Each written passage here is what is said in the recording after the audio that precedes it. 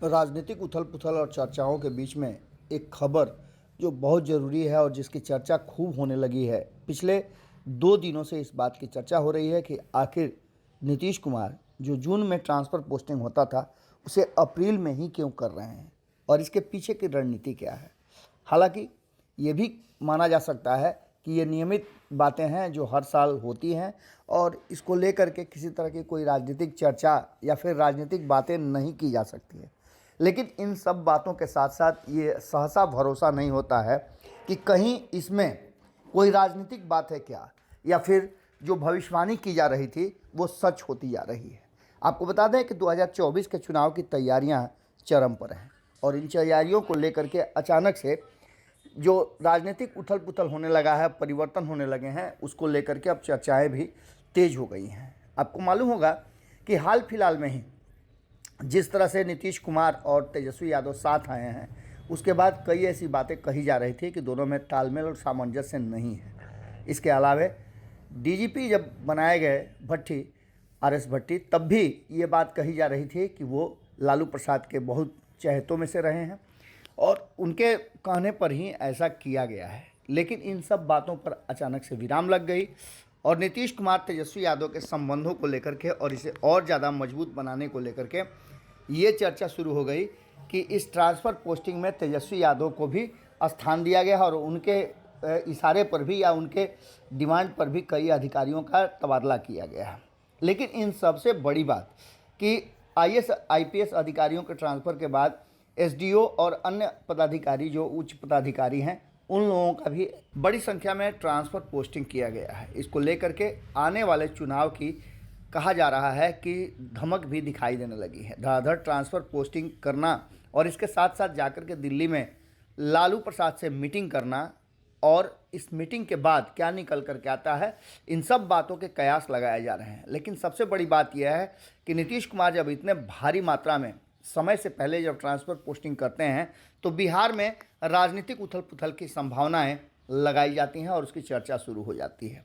आपको बता दें कि इस बार भी जिस तरह से नीतीश कुमार कहा यह जा रहा था कि सब कुछ ठीक ठाक है, लेकिन इन सब के बीच में दिखावे और वास्तविकता में बहुत अंतर होता है। एक तरफ जहां ये भीतर खाने से खबर आ रही है कि जनता दल यूनाइटेड के भीतर काफ़ी नाराज़गी है इस बात को लेकर के कि नीतीश कुमार तेजस्वी यादव के साथ क्यों आए।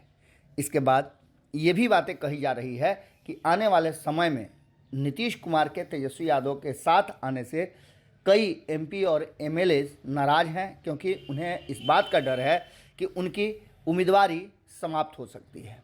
इन सारी बातों को लेकर के जहां एक तरफ ये चर्चाएं हैं, वहीं दूसरी तरफ नीतीश कुमार लालू प्रसाद से मुलाकात कर रहे हैं और इस ट्रांसफ़र पोस्टिंग के बाद लालू प्रसाद से मुलाकात करना और रणनीति बनाना कुछ ना कुछ कहानी ज़रूर है। आपको याद होगा कि इससे पहले भी सिंगापुर ऑपरेशन कराने के लिए जो अपनी किडनी ट्रांसप्लांट के लिए जा रहे थे लालू प्रसाद, तब भी उन्होंने मुलाकात की थी और एक बार फिर से जब नियमित चेकअप के लिए सिंगापुर जाने वाले हैं, उससे पहले नीतीश कुमार और लालू प्रसाद की मुलाकात कुछ न कुछ नए बिहार की कल्पना और नई तरह की सोच, नया राजनीतिक उथल पुथल जरूर होने वाला है। इन सारी बातों को लेकर के आपको बता दें कि ये भविष्यवाणी लगातार की जा रही थी चिराग पासवान के द्वारा और अन्य नेताओं के द्वारा भी। उपेंद्र कुशवाहा ने भी कई भविष्यवाणियाँ की थी, जिसको लेकर के अब उसकी चर्चा ज़बरदस्त हो गई है। कहा यह जा रहा है कि क्या नीतीश कुमार मध्यावधि चुनाव की तैयारी कर रहे हैं। 2024 में 2025 का विधानसभा भी चुनाव भी करा लेंगे। एक तो चर्चा ये है, दूसरी चर्चा ये है कि नीतीश कुमार जिस तरह से धीरे धीरे समाप्त होते जा रहे हैं, पार्टी के भीतर उनके हड़कंप मचा हुआ है, उनके पार्टी के मेंबर्स जो हैं वो काफ़ी नाराज़ चल रहे हैं। इन सब को समाप्त करने के लिए नीतीश कुमार ने ये फैसला लिया है और कोई बड़ा डिसीजन ले सकते हैं कभी भी। इसका सीधा मतलब है कि बिहार में राजनीतिक उथल पुथल अभी शांत नहीं हुई है। ये कहना जल्दबाजी होगी कि नीतीश कुमार पूरी तरह से संतुष्ट हैं या फिर 2024 और 25 के चुनाव में महागठबंधन का हिस्सा रहेंगे।